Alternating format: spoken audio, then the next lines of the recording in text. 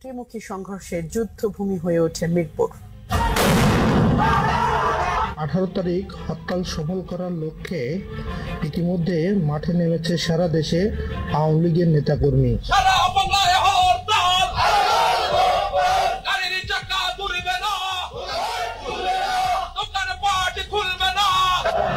শেখ হাসিনাকে বিপুল ভোটে নির্বাচিত করে আবারও বাংলাদেশ আওয়ামী লীগকে সরকার প্রদান করবো।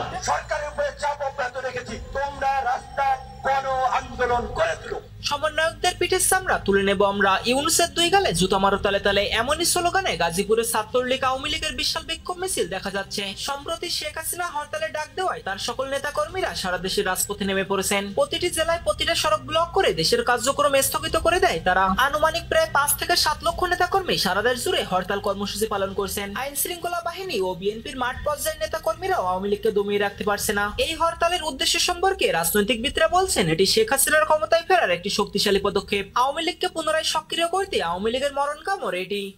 এ সময় বিক্ষোভকারীরা কাঁটাতারের ব্যারিকেড ভেঙে ফেলে। পরিস্থিতি নিয়ন্ত্রণে আনতে পুলিশ প্রথমে জলকামান ও পরে সাউন্ড গ্রেনেড নিক্ষেপ করে আন্দোলনকারীদের ছত্র